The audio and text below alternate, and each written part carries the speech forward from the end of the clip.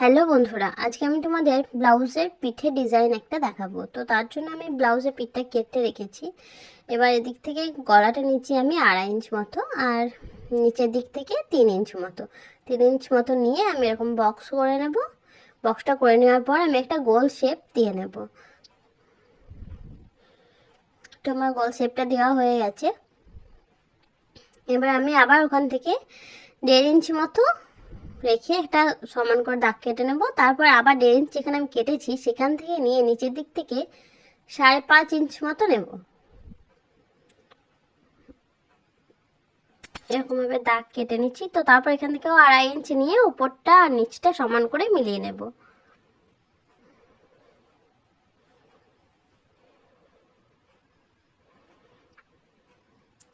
তো এখানেও একটা শেপ দিতে হবে। তো এখানে একটা শেপ আমি যেরকমভাবে দিয়ে নিচ্ছি, দেখো এরকমভাবে একটা শেপ তোমরা দিয়ে নেবে।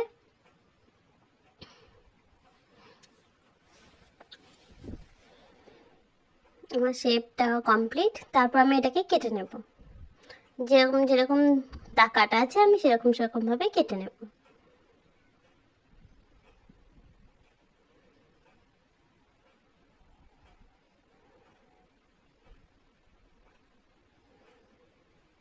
এই যে আমার কাটা কমপ্লিট হয়ে আছে। এরকম হবে পিঠের ডিজাইনটা। তো তারপর আমি মেন কাপড়টা এখানে রেখে তার উপর লাইনিংটা বসিয়ে সেলাই দিয়ে নেব। পুরোটা সেলাই দেবো না, উপরে ওখানটা সেলাই দেবো না, নিচেটা আমি সেলাই দেবো। এই যে গোল করে এরকমভাবে সেলাইটা দিয়ে নেব। তো সেলাইটা আমার দেওয়া হয়ে গেছে।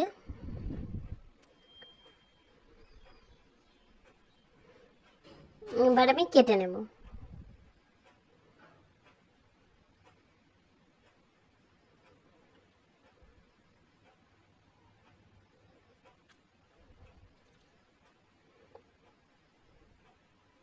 কোনাগুলো একটু কেটে নেব, তাহলে যখন আমি লাইনিংটা উল্টাবো তখন এগুলো খুব সুন্দরভাবে বসে যাবে। তো এবার আমি লাইনিংটা উল্টে নেব।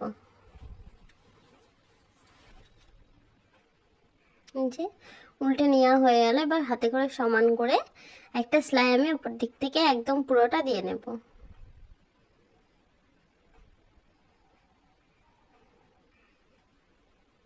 আর এই যে উপরের এইটা আছে, এটা কাটা হয়নি, এটাও কেটে নেব পিঠের এইটা। এবার একটা সেলাই দিয়ে নেব, আর উপরেও আমি সেলাই দিয়ে নিয়েছি। আলাদা কাপড় বসিয়ে আমি সেলাইটা দিয়ে নিয়েছি, যেটা তোমাদেরকে দেখানো হয়নি। তো তারপর আমি এই যে পিছনে যে সেলাইগুলো হয় দিয়ে নিলাম।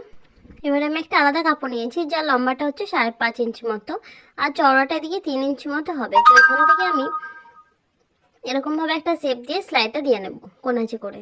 তো হয়ে যাওয়ার পর আমি এটাকে উল্টে নিচ্ছি।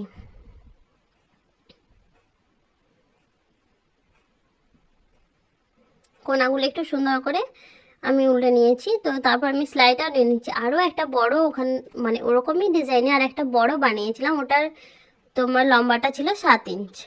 তো আর একটা কাপড় নিয়েছি, এটা তোমার চওড়াটা 4.5 ইঞ্চ মতো ছিল, লম্বাটা 6 ইঞ্চ মতো ছিল। এবার 3 দিক থেকে আমি সেলাই দিয়ে নিয়েছি।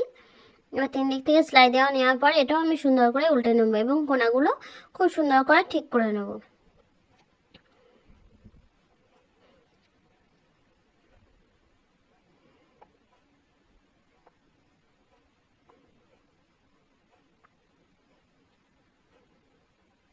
এই যে কোনাগুলো সব ঠিক করে নিলাম। এবার যেখানটা খোলা ছিল ওটা আমি এরকমভাবে মুড়ে সেলাইটা দিয়ে নেব।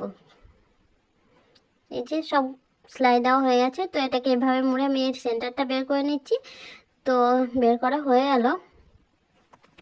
তো এবার একটা সুতো সাহায্যে ওটাকে এরকমভাবে, দেখো আমি কীরকমভাবে করছি, সেরকমভাবে তোমরাও করে নেবে। এই যে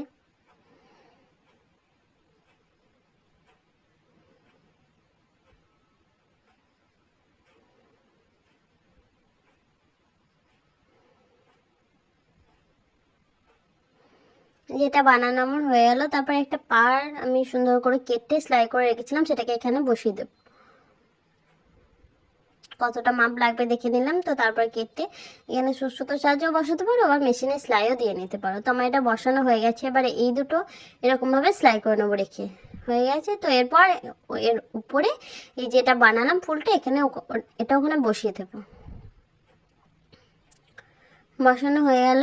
তো এরপর এই জিনিসটা পিঠের এই যে 1.5 ইঞ্চি আমি রেখেছিলাম ওখানে রেখে মাঝখানে রেখে সুন্দর করে সেলাই দিয়ে নেবো। সুতোর সাহায্যে আমি সেলাইটা দিয়ে নিচ্ছি।